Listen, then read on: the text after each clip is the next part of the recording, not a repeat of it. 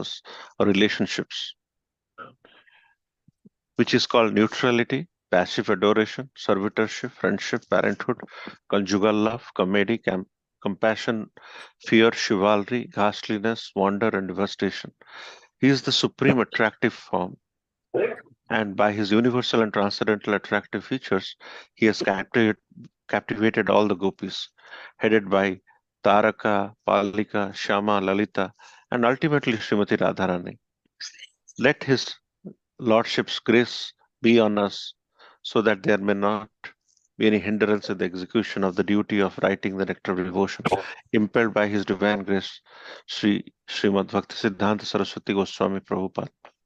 Let me offer my respectful obeisance unto the lotus feet of Srila Rupa Goswami and Srila Bhaktisiddhanta Saraswati Goswami Prabhupada, by whose inspiration I have been engaged in the matter of compiling the summary study of Bhakti Rasamrita Sindhu.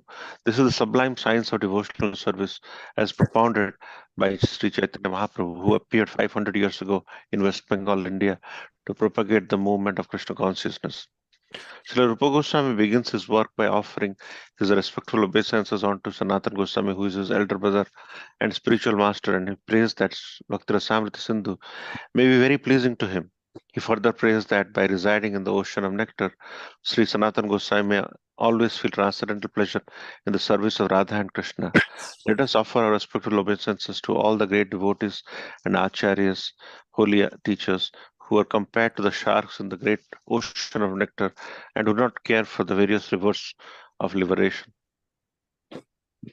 Impersonalists are very fond of merging into the supreme, like rivers that come down and merge into the ocean. The ocean can be compared to liberation, and the rivers to all the different paths of liberation. The impersonalists are dwelling in the river water, which eventually come to mix with the ocean. They have no information, however, that within the ocean, as within the river, there are innumerable aquatic living entities. The sharks who dwell in the ocean do not care for the rivers that are gliding down into it. The devotees eternally live in the ocean of devotional service, and they do not care for the rivers.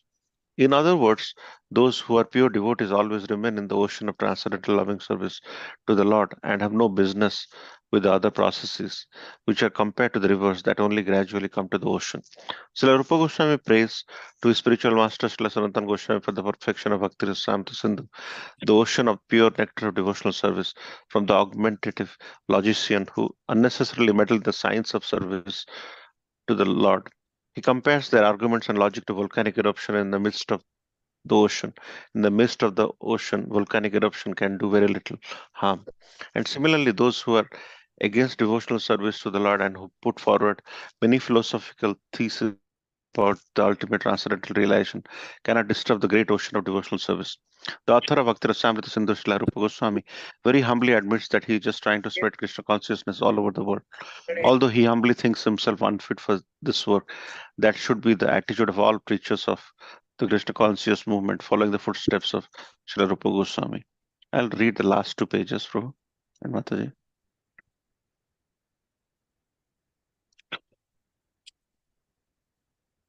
The impersonalists sometimes misunderstand devotional service in such a way that they divide Krishna from his paraphernalia and pastimes. For example, the Bhagavad Gita is spoken on the battlefield of Kurukshetra, and the impersonalists say that although Krishna is of interest, the battlefield of Kurukshetra isn't. The devotees, however, also knew that the battlefield of Kurukshetra by itself has nothing to do with their business. But in addition, they know that Krishna doesn't mean just Krishna alone. He's always with his associates and paraphernalia. For instance, if someone says give something to eat to the man with the weapons, the eating process, give something to eat to the man with the weapons. The eating process is done by the man and not by the weapons. Similarly, in Krishna consciousness, a devotee may be interested in the paraphernalia and locations, such as the battlefield of Kurukshetra, that are associated with Krishna, but he is not concerned with simply any battlefield. He is concerned with Krishna, his speech, his instructions, and it is because Krishna is there that the battlefield is so important. This is the summary understanding of what Krishna consciousness is. Without the understanding, one is sure to misunderstand why the devotees are interested in the battlefield of Kurukshetra. One who is interested in Krishna becomes interested in his various pastimes and activities. The definition of poor devotee as given by Rupa Goswami in Bhaktarasa Sindhu can be summarized thus. His service is favorable and is only in relation to Krishna. In order to keep the purity of such Krishna conscious activities, one must be freed from all material desires and philosophical speculations. Any desire except for the service of the Lord is called material desire. And the philosophical speculation refer to the sort of speculation that ultimately arrives at the conclusion of voidism and impersonalism. This conclusion is useless for a Krishna conscious person. Only rarely by philosophical speculation can one reach the conclusion of worshipping Vasudev Krishna. This is confirmed in the Bhagavad Gita itself. The ultimate end of philosophical speculation then must be Krishna, with the understanding that Krishna is everything, the cause of all causes, and one should therefore surrender unto him. If this ultimate goal is reached, then philosophical advancement is favorable. But if the conclusion of philosophical speculation is voidism or impersonalism, that is not bhakti. Karma or fruitive activities are sometimes understood to be ritualistic activities. There are many persons who are very much attracted by the ritualistic activities described in the Vedas.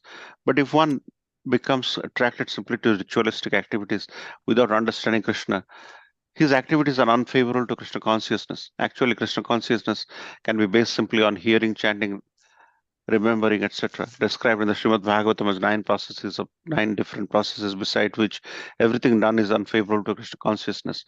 Thus, one should always be guarding against fall downs. So, Rupa Goswami has also mentioned in the definition of bhakti the word jnana karmadi.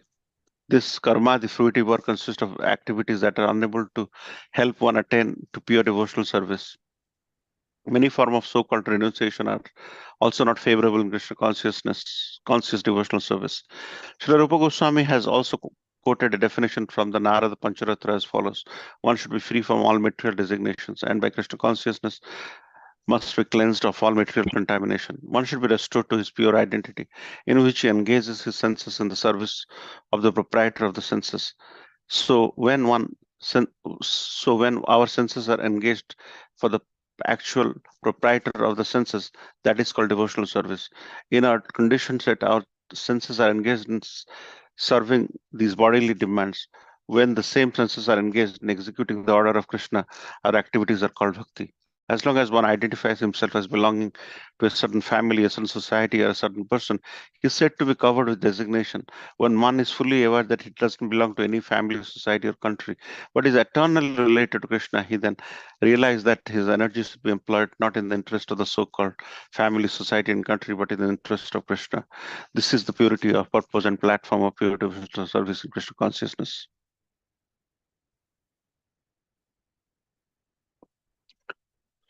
ओम अज्ञानतिमिरन्धस्य ज्ञानाञ्जनशलाकया चक्षुर्मिलितं येन तस्मै श्रीगुरवे नमः श्रीचैतन्यमनोभीष्टं स्थापितं येन भूतले स्वयं रूपकदा मह्यं ददाति स्वपदान्तिकं वन्देऽहं श्रीगुरो श्रीयुतपदकमलं श्रीगुरुवैष्णवांश श्रीरूपं साग्रजातं सहगण रघुनाथामितं तं सजीवं साद्वैतं सावधूतं परिजनसहितं कृष्णचैतन्यदेवं श्रीराधाकृष्णपादान् सहगण ललिता श्रीविशाखावितंश हे कृष्णकरुणा सिन्धु दीनबन्धु जगत्पति गोपेश गोपिकान्त राधाकान्तनमस्तुते तप्त कांचन गौरांगी राधे वृंदावनेश्वरी विश्वभानुसुते देवी प्रणमामि हरिप्रिय वाञ्छकल्पतरुभ्यश्च कृपा सिन्धुभ्यो च पतितानां पावने वैष्णवेभ्यो नमो नमः। जय श्री कृष्ण चैतन्य प्रभु नित्यानंद श्री अद्वैत गदाधर शिवास आदि गौर भक्तवृंद। हरे कृष्ण कृष्ण कृष्ण हरे हरे हरे राम राम राम हरे हरे। निवास नित्य परमात्मा बलवत्सुताभ्यां जगन्नाथाय ते नमः। So thank you so much for joining this wonderful sangha. This is the third section on nectar of devotion. The first being the preface, the last time being the initial introduction, and this is the second topic on introducing the nectar of devotion written by Srila Rupa Goswami.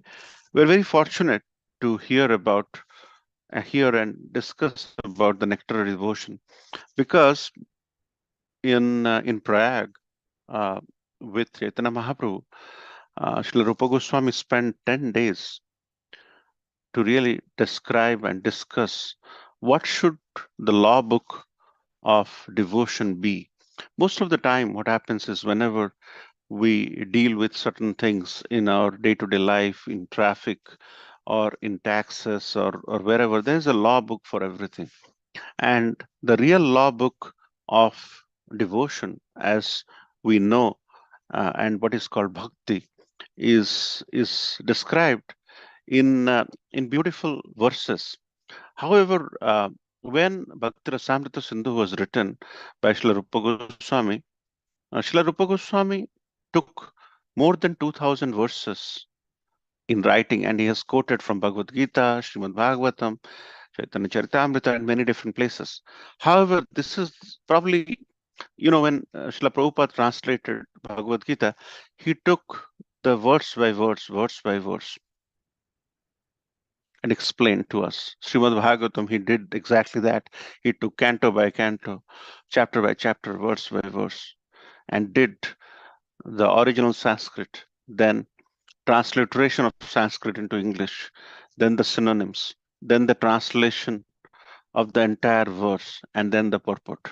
And he did that for Chaitanya Charitamrita as well, where you have the original Bengali writer, then there is a transliteration of Bengali into English so that all of us who cannot read Bengali can read Bengali in English.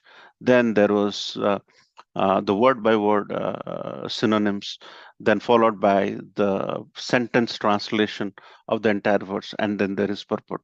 However, and also Srila Prabhupada followed the same process for Upadeshamrita, which we completed before this. But Nectar of Devotion is slightly different. Even if Srila Rupa Goswami wrote Nectar of Devotion in more than 2000 verses, when Srila Prabhupada translated it, he did not translate verse by verse. So he took it chapter by chapter, phase by phase, portion by portion. But he took the entire spirit of Nectar of Devotion between how some of the other Vedic literature was open to the masses, open to the people from all around the world who couldn't read Sanskrit for that matter or read Bengali for that matter, which has a rich collection of this Vedic literature.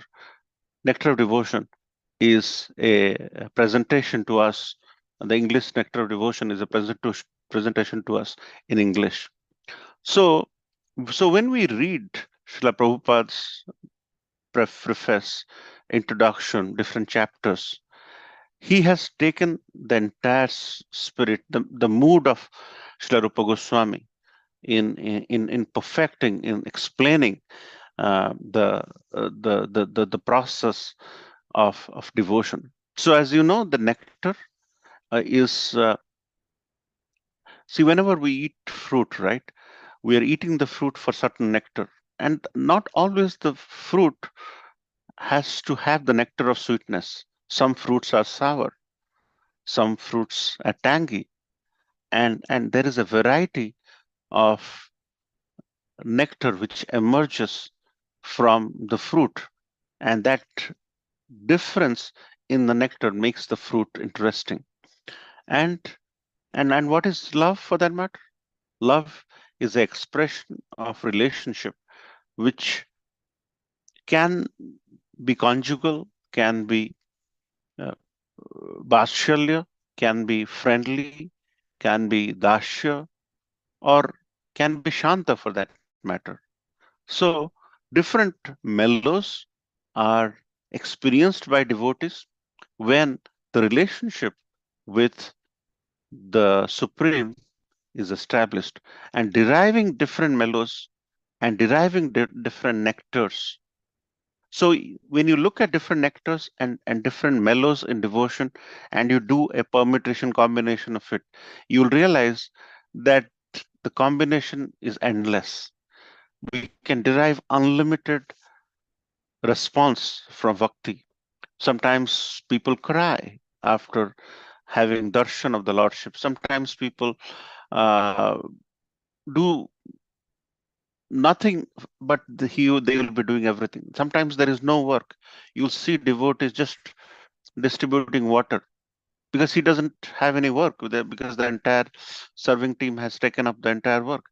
But the spirit of engaging oneself for the service of the Lord and devotees, that is so high that the person who is giving water when you're sitting on a Sunday service, that really makes the service, the spirit of service, at a very, very high level, because the person has experienced the true intent of doing something for the Supreme, from whom the person has emerged. Because in Krishna consciousness, this entire soul has come from the super soul, and because of him, we are actually breathing, talking, hearing, and doing everything. If we are not fortunate enough, we will not be, hearing and speaking, and doing so many things for the purpose of the for the pleasure of the Lord. So the pleasure is the focus. Giving love to the Supreme is the focus, because he is the Supreme Personality of Godhead, and in many different interactions, many different Vedic scriptures, it is mentioned that however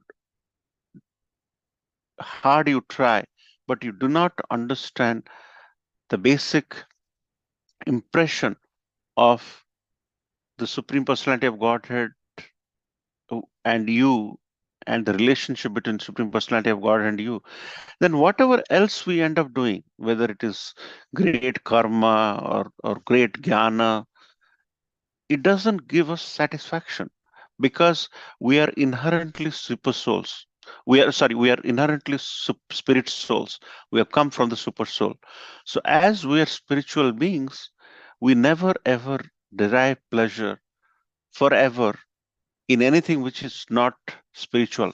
So whenever we buy a nice car, for that matter, or buy a big house, for that matter, or or or do something which is temporarily giving us happiness, but you realize that after 2 days, after 6 days, after 7 days, they are not intoxicating enough to give us happiness. But you have been hearing about Krishna Katha since 5 years, 10 years, but Krishna Katha is so nectarian that when you derive, when you hear different mellows of activities the Supreme Personality of Godhead is giving to his devotees, you just want to hear again and again and again.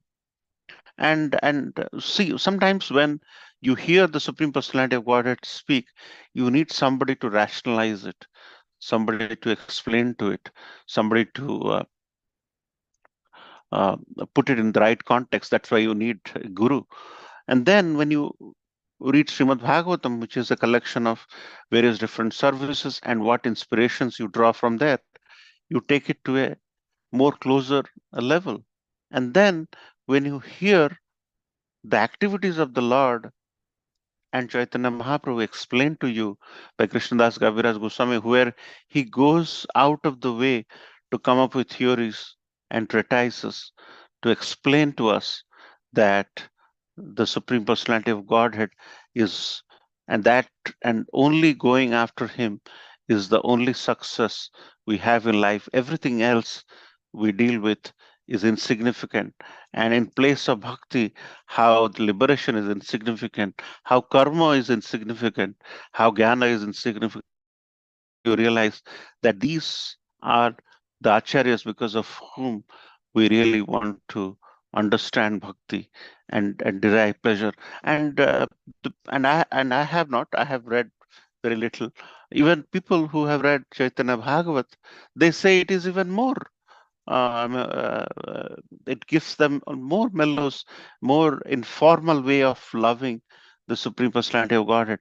So when the activities of the Lord are experienced by devotees, and when devotees are playbacking that to you, that gives us more happiness.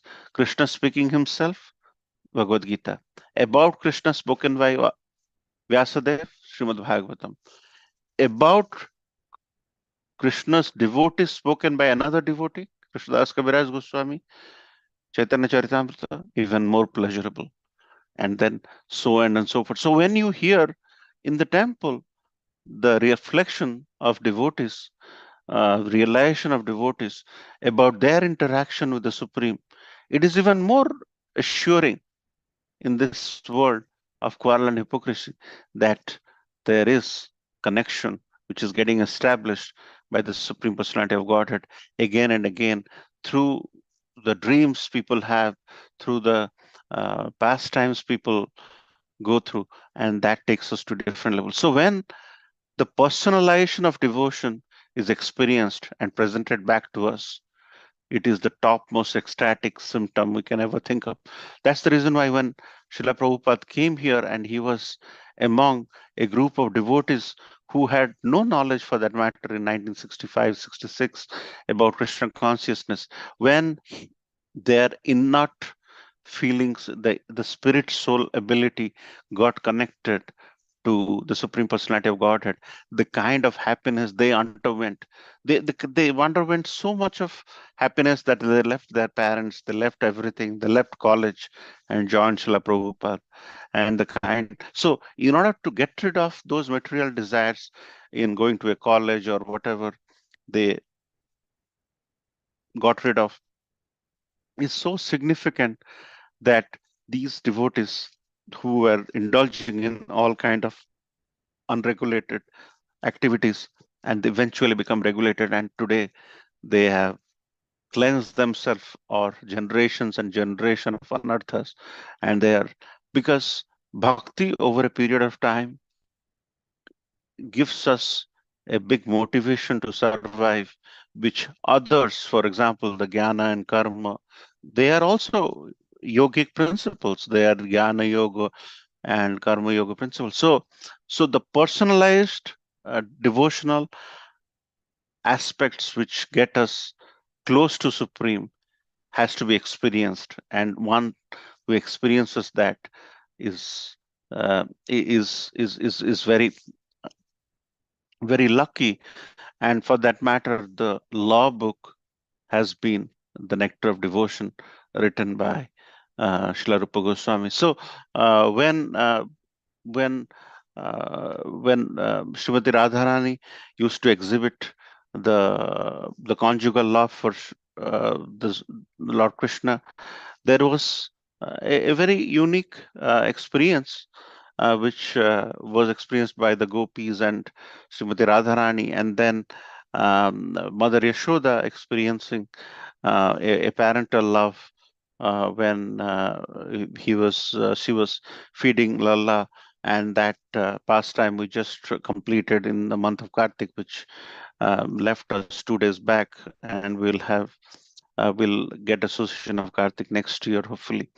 And then the Dasya relationship where Hanumanji is exhibiting all form of Dasya relationship is exhibited, and the four Kumaras exhibiting Santaras, and Arjun exhibiting Sakyaras, and also there are secondary reactions or the secondary emotions, having being angry with the Lord and being wandering around for looking for the Lord and thinking about that beautiful pastime of the Lord and laughing, the ability to have that fighting mentality for the Lord, because when Jai Vijay was cursed, the subsequent generation of Jai Vijay in their life, they really wanted to fight the Lord, and Hiranyaksha, Kumbhakarna, and Hiranyakashipu, who were essentially the subsequent lives of Jaya and Vijaya, were had that attitude to fight with the Lord, and they eventually become liberated, and also having that sense of mercy because of hearing some of the wonderful pastimes of the Lord as to how Lord is so merciful, and having the feeling of horror in the mellows, and then having that element of shock, because when uh,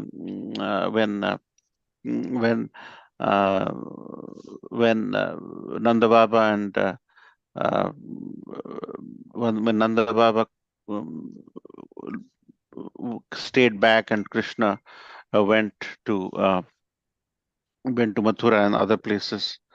Uh, uh, Mathura and other places, they can't just bear the separation from Lord Krishna, and they had a shocking impression by not having to have the Lord's association, and all these mellows are done with four different phases of bhakti: samanya bhakti, sadhana bhakti, bhava bhakti, and prema bhakti. And we are at a different journey of this process of devotion. So initially we uh, we go do some service, get some association, read some books. So it starts with Samanya Bhakti, and then it translates to we taking vows and chanting 16 rounds, and then staying regulated, which transforms ourselves from Samanya Bhakti to Sadhana Bhakti, where we become regulated. And then, after doing some devotional service, being regular in our ability to, go to temple, various different festivals, doing some assigned service, we generate that bhava, in the sense we think about Lord, wherein we remember the pastimes of the Lord, and we want to participate in the pastime of the Lord, and we generate bhava, and then eventually that bhava is a prema bhakti situation, and then we uh, genuinely look for uh, Lord's association anywhere and everywhere you go, whether you go to India or different parts, you seek their association. So our ability to stay connected with Krishna consciousness and Krishna is an indicator of our liking, and that liking initially maybe just a feeling like liking, but eventually that liking gets solidified, and this is a liking which doesn't go down with the age. As our age increases and we have the right association and the right form of activities, right form of uh, hearing, we do all the nine processes of bhakti, then this things becomes even more stronger and stronger and stronger. And as bhakti is inherent, and these are built into our subtle body, the three subtle body: mind, intelligence, false ego, in the sense that we become more humble, our mind are more fixated on Krishna, and the body mind words, the BMW, is all about the Supreme Personality of Godhead. We become more and more gentle, in the sense we stay away from prajalpa, we stay away from quarreling, we become more humble, and we are focused in bhajana kriya. And when we end up doing that, that subtle body travels with us back to Krishna. And that's the reason why a person who has taken to Krishna consciousness, whatever the gross body may go back to the soil, but the subtle body being very much transformed in this life eventually leads to a very final ending, which is very blissful. So, this l- nectar of devotion, the law book in our path, is essentially a yardstick to know where we are in the process. So when we look inwards in our ability, sometimes we may have uh, the liking for the Lord, but that liking has to do with some craving you may have. But sometimes you realize, after doing this again and again and again, you really do not care for craving anymore. You don't like to be praised anymore. You're just doing as a service to the Supreme. You're insulated from this personal milestones, the attractions you may have. And whenever you see some of our acharyas behaving in such uh, nice ways, in the ability to exchange with each other, paying obeisances against each other, and from them you realize you have a lot to learn, and it's all about following a process of humility and a way wherein the attitude of gratitude uh, is built into this. So when we introduce Nectar of Devotion, we should recognize that this law book of Nectar of Devotion, which basically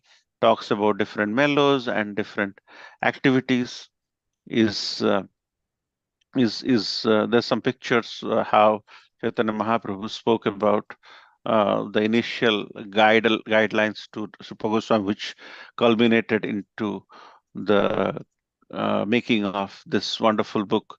So, then this process of loving devotional service is exhibited by us, but it gives us some yardstick as to how to transform or transition ourselves from Samanya Bhakti to Sadhana Bhakti to Bhava Bhakti to Prema Bhakti, wherein we grow. And so that's why whenever you join a company, they will give you a yardstick as to you do this much many years of experience, you become from one job profile to another job profile, and so on and so forth. So likewise, Bhakti Rasamrita Sindhu is is an guideline for us to relish Krishna consciousness and progress in Krishna consciousness, and wherein we recognize the importance of personalism and uh, recognize the downside of impersonalism, and we have a tendency to stay away from the karmic Gyani and moksha concepts, wherein merging with the effulgence of the Lord, which is so much uh, talked about, and everybody wants to go to temple to get mukti. But actually, the people who are in bhakti, they despise mm, liberation, because for them, liberation is a painful process of merging and using the portions of the Supreme Personality of Godhead. But we are more at the lotus feet of the Supreme Personality of Godhead, where we want to serve and serve and serve and not expect moksha for that matter. So as we grow in our bhakti, the nectar of devotion outlines some of the likings and dislikings we will have in the process of bhakti, how we will start recognizing that without bhakti, the other processes, if it is not topped with bhakti, it is useless, and how the other activities are not as important as bhakti, and we will recognize the importance of pure devotional service, and we will not keep liking the material way of looking at the Supreme Personality of Godhead, and we will have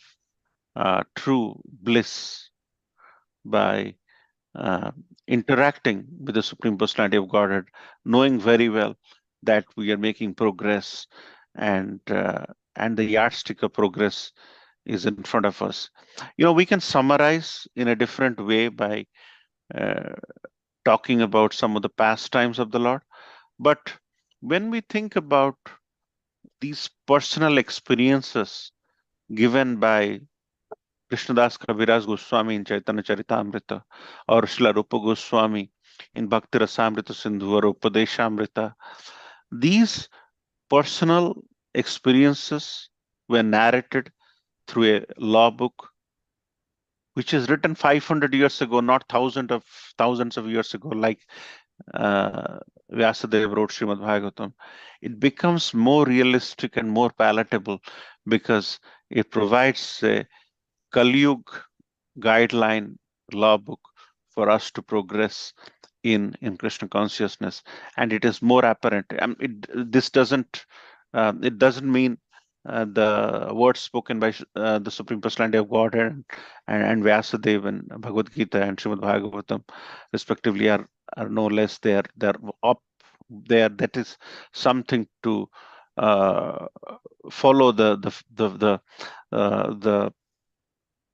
the theories and the concepts are very well laid out there, but the application of that is in these nectar of devotion, nectar of instruction books, which are written by devotees who have gone through that path, followed that path, and have quoted that in these books. And so it is more of a case study for us to follow, because what you hear, what you read in is very much achievable in this lifetime, and people have done that. So we have some inspiration to follow, and we do not think that this is a topic of high order and we cannot follow it in our lifetime. It is definitely achievable, and Srila Rupa Goswami, one of the prominent Goswamis, are certifying it by mentioning it in these beautiful books, which we all should aspire to follow. Uh, And I'd like to hear your comments, corrections, and reflections. Srila Prabhupada ki jai. Hare Krishna. Any comments, Prabhu? Any reflections? Nectar of Devotion is a realistic Vedic scripture written by Srila Rupa Goswami, which is achievable, implementable, and testable for all of us. And the mellows, the relationships which are discussed is very nicely described and gives us a yardsticks for to gauge our progress in bhakti. So with that, I'd like to open up for any comments, questions you may have.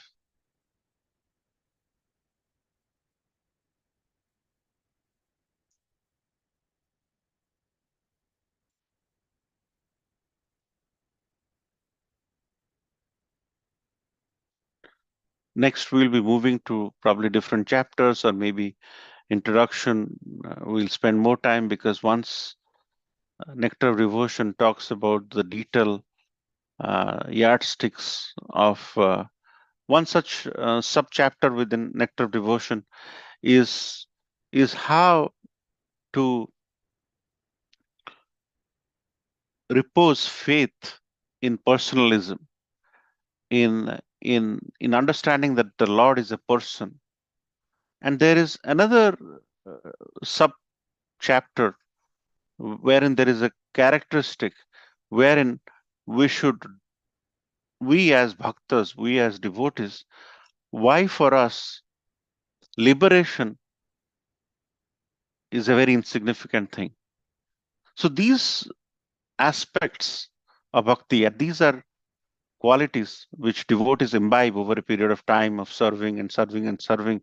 Still, we have come from the old school, and we seek liberation. Sometimes that concept of liberation may creep into our mind, but these nectar devotion goes into detail in explaining these qualities as to how, why this quality is coming into our thoughts, and how we can despise these qualities, for why for us these qualities are insignificant, and they are described in various different chapters. So it is going into the nitty-gritty detail in doing a character analysis of the qualities of devotees, and these are the do's and don'ts in a devotee as he or she aspires for devotion. So a lot to digest, because this is a real case study implementation of a devotee's life as he pursuing through the journey of devotion. Any comments? I'd like to hear more comments and question and discussion about why Chaitanya Mahaprabhu was very particular about giving this form of literature in the hands of his devotees through Rupa Goswami. He spent several days on the banks of the river in Prayag, and he was very particular about we absorbing this so that we increase our yearning for the supreme or devotional service, always looking to serve uh, in whatever capacity we can. And as we grow old, we will not be able to do a lot of service. So this service is giving us catalytic enthusiasm in us, but after some time we become old, and it will be difficult for us to give service. So the vitamin or the catalytic activity will reduce. So it is important that we become self-indulgent in our ability to relish Krishna.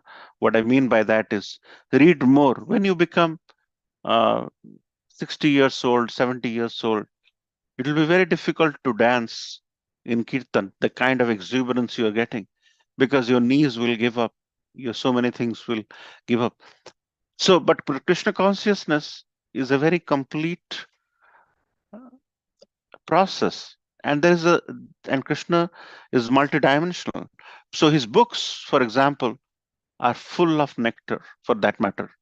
So when from an early age or from the current age, wherever you are in, if you start building a liking to read, there are so many hundreds and thousands of books written by devotees. If you have a strong liking for the books written by devotees and Srila Prabhupada and so many uh, Vaishnavas, and these books are masterpieces. Some of these books like Journey Home or, Journey Home is a masterpiece.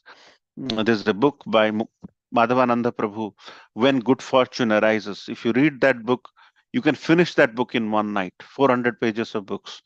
It basically transports you back to his relationship with his guru, and and then uh, Bhakti Charu Maharaj's book is a masterpiece as well, where he is going hitchhiking from east to west, Ocean of Mercy, and so many. So more and more, we have to be realistic that someday you may not be able to give service, but service to Krishna is a very personalized activity, and more we generate that enthusiasm by reading, by relishing reading books. Then a time will come when we will be very much self-indulgent with the Supreme Personality of Godhead, and then we can continue. Because sometimes what happens is you are doing a lot of bhakti here, but when you go to India, for that matter, or wherever where you do not have the temple association, and there the places are pretty far off, and you can do devotional service, you sometimes you the vitamin and the catalytic thing I was referring to goes down, and that is when your enthusiasm and chanting, reading books, kirtan will give you that boost. And there are different processes in play which can work. So we can go on and on. Bhakti is a very wonderful topic to talk about, because people who have spent some time, this is so bhakti is also not a very some people have this child, they are very intelligent, and within 2 years they become graduates. In 4 more years they become postgraduates. And so bhakti is not that. More you simmer, more time you give, more association you become, bhakti becomes more interesting day by day. It actually becomes more interesting as you spend more time in bhakti. So and this is not a jackpot or something, you get a lottery and then you move on. It's not like that. It's more you spend time, as Bhakti Rasamrit Sindhu is pointing, is as you give more time, you realize. So your bhakti transcends from Samanya Bhakti to Sadhana Bhakti to Bhava Bhakti to Prema Bhakti. So there is a process of experiencing that prema over a period of time. So there is a lot of yardsticks in place for us. Once you read it, you realize that, hey, that medicine is really working. That thing what Rupa Goswami talked about is really working with me, and I'm experiencing it. So this is a self-help kit law book, as Srila Prabhupada says, about devotion. Any other comments? It's getting close to 8 o'clock. We spoke close to 50 minutes on it. Any comments, questions, Prabhuji, Mataji? Please unmute. Hare Krishna, Prabhuji. Anjana here. Hare Krishna, Mataji. Dandavat Pranam. Prabhuji, you mentioned about the moksha or mukti, but the main goal is not only moksha or mukti, but the serve, and to serve, right? Yeah. But what I observed when we cut the cake in our association, so it is, that's how they say, Hare Krishna to you, may you never come back again, and things like that. So this is like a bit confusing. So moksha or mukti is the goal, or just to serve, and moksha is not the goal? Yeah. So that particular wish in the temple of not coming back. See, this place is a place of misery, right? So our intent is to serve. It may be serving here in this material world, or serving in Golak Vrindavan. But our intent is to serve, right? So liberation as such is merging into the absolute, right? That is when they merge with the absolute, and they want to be with the absolute. But our intent is to serve the absolute, and serve not just here in this material world, also in Golak Vrindavan. So that wish in that context, Mataji, is about trying to say that hope you do not come back again and you serve in Golak Vrindavan the Supreme Personality of Godhead. Unlike the liberation path, actually this place is Dukhalaya Saswatam, right? This is a place of misery, and this is a temporary, Asaswatam means temporary. So our expiry date is around the corner. So we have to make sure that we do enough service so that through and we would transform our subtle energy so that we go back to Godhead and we serve over there, and not to come back to this world through this punarapi janamam puranapi maranam, through this cyclical process, and go back to Godhead. Is that okay, Mother? Yes, Prabhuji. So isn't this the liberation or the moksha or the mukti, or that's different? No, that is different. Liberation. So our intent to serve is to make sure wherever we are, we serve. Whether it is here or in Golok Vrindavan. Mukti is merging with the absolute, with no service mentality in there, and this merging is not with the Lord. If you see, is merging with the effulgence of the Lord. So Lord has effulgence; He has outer energy and effulgence, and the liberation is about merging. So it's a very selfish attitude. So whenever we want to serve the Lord, we really do not want to be part of the Lord, in the sense that we do not want to sit on the Lord, or we do not want to touch the Lord. We want to serve the Lord. But this attitude of the mukti, as it is defined in the scripture, is they want to use some portion of Lord's area or Lord's activity to do sense pleasure in that sense. So mukti is about a personalized, like a personal hankering, so that they don't want to. They want to just escape from this place and go back to Godhead. But we want to serve the Supreme Personality of Godhead in the Golok Vrindavan. Thank you, Prabhuji. Thank you for clarity. So it's basically one is the selflessness, and another one is with the personal selfish intentions. Definitely. Thank you, Prabhuji. Hare Thank you, Krishna. Hare Krishna.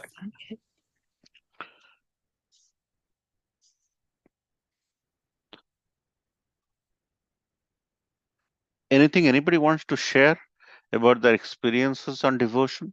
Because this is a topic where we are reading Srila Rupa Goswami's,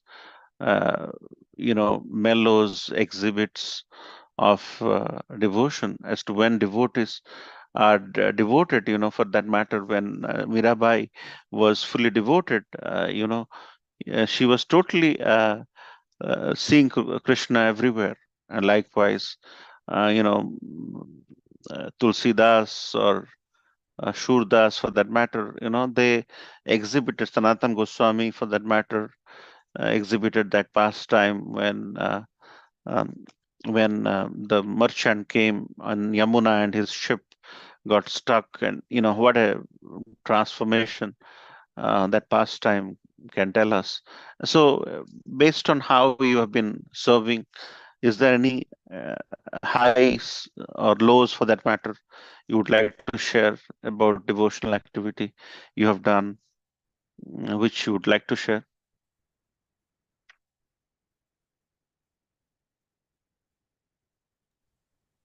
Hare Krishna Prabhuji, Anjana again. Hare Krishna.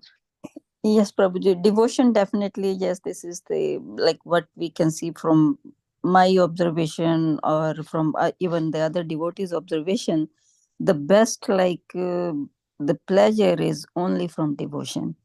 So either from reading scriptures or from doing some services, like in my case, I can say making garlands or just playing with the flowers or just staying among the flowers, even though it can be allergic for some time, but still the pleasure is from the devotion, including flowers, and then cooking and cleaning and all other things, like mainly the temple. And then I get confused, am I getting selfish, like getting distracted from all these activities of the world and focus is just only on the temple? But then the weakness is the temple is far and it takes like over 40 minutes to drive, and in night times with the vision or the anti-glare glasses, things like that. So like I'm kind of hanging back and forth in that kind of situation. But the best part in my case is the reading Mm-hmm. Mm-hmm. Nice, and very the nice, Madam. flowers. Mhm. Very nice. So, definitely, as you hear, it's like, say, for example, you explained how Lord will look in blue dress with this color flower. So when you're doing the garland making, you're visualizing the Lord before the shringar of trying to make the garland in such a way that because of the contrast or whatever the case may be, the Lord will look nicer. So your intent is seeking pleasure in the Lord looking good. So, Yes. so when you see some of the dresses Lord is wearing, for that matter, right? You see bright red, bright yellow. Do you think any of these dresses will look good on any of us? It will not. It's No. because it is because the dresses are being owned by the Lord. Actually, the dresses are looking nicer on the Lord. The same dress you and me, right? It will look awful. So it is the magnanimity of the Lord that anything he wears, whether he steals or whether he kills, whether he dances or does anything with the gopis, or whether the red and blue, which looks awful on you, will look great on the Lord. Not because Lord is beautiful, it is because of Lord's mercy that these dresses are looking good. So our ability to devotion, in whatever case may be, in terms of flowers, something, is trying to experience that view of the Lord in our mind, so that we are internally feeling blissful. And the topic of reading, that reading is a habit we all should inculcate. Srila Prabhupada mentioned, don't read our books, study my books. And Srila Prabhupada also, when he used to read his own books, he used to get ecstatic as well. Because Prabhupada thinks Krishna was basically writing in the piece of paper for him when he was starting to write. Otherwise, think about these books, hundreds and thousands of pages.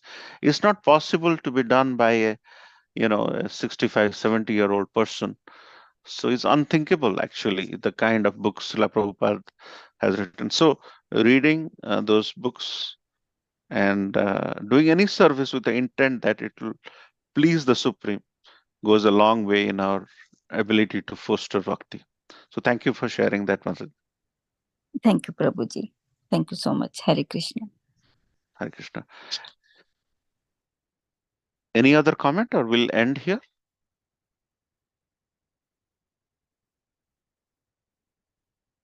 Any reflections? Anybody wants to share anything?